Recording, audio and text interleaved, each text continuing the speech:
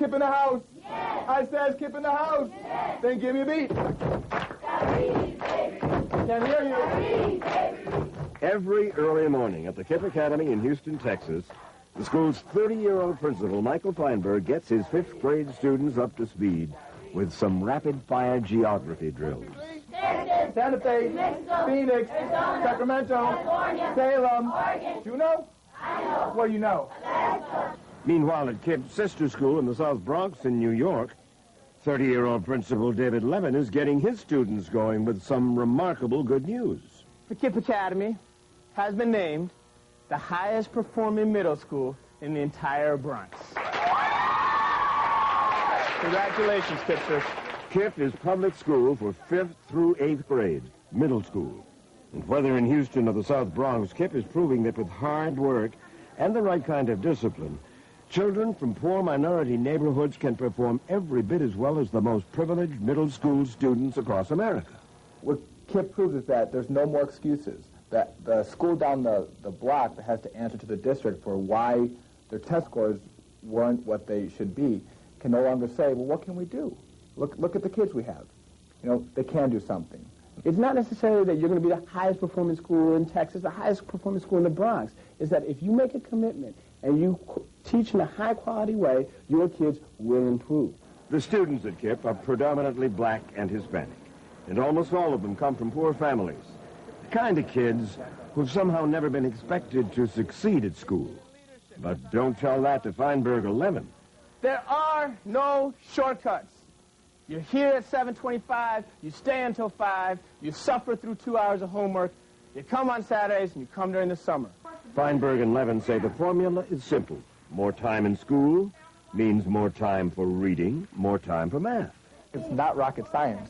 We're just rolling up our sleeves and putting some really long days of hard work. You look like you're having a good time. Oh, I'm enjoying it. I enjoy teaching these kids. I enjoy watching the light bulb go off on top of their heads. Seniors, 100% reading, 100% math. As in the South Bronx, Kipp is among the highest performing public middle schools in Houston. Good news, keep it up, let's keep it going. Let's get back to class, keep learning. How did all this get started?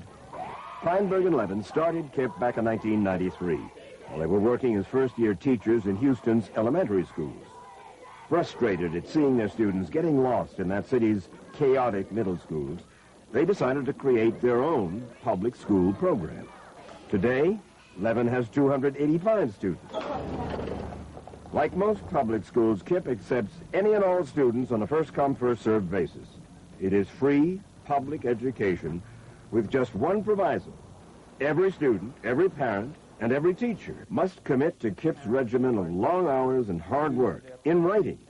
It is called the contract. It's not just a piece of paper. It's actually your mind and what you have to put into it. It's a promise.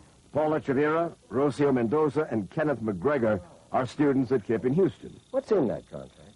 I will do whatever it takes for me and my fellow students to learn. And then the teachers, I'll do whatever it takes to give the best of me for my students to learn. And the parents, I will support my child as best as I can to give them the opportunity to learn and keep contact with the teacher. What's -4 times -5? Although teachers at Kipp are given small stipends for the extra hours, they earn about the same as teachers at other inner-city public schools. They average $30,000 to $40,000 a year.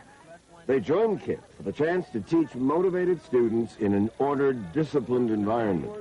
Josh Zoya is a science teacher at Kipp in the South Bronx. It's a level of dedication. We put in 60, 70, 80-hour weeks, everybody here. A lot of people don't want to do that. You know? But you get a kick out of it. Not a kick out of it. It's just when you see it works. The teachers show us so much love, and they want us to be successful, and they care about us. It starts somewhere, and that's where it starts. Both Kipp schools are located in some of the lowest performing school districts of Houston and New York. Less than half the students who enter Kipp can read or do math at grade level.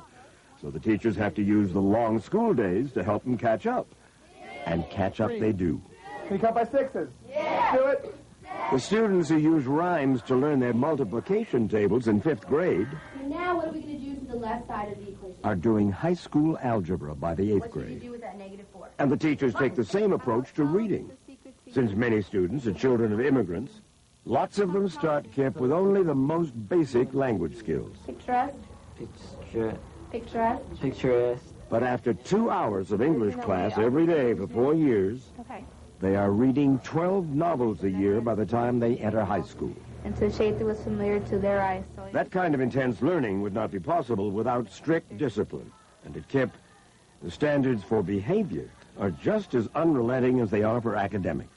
Everybody else in that room was sitting down doing all their homework except you. The goal is to keep students focused on learning all the time. Any distractions are met with swift intervention.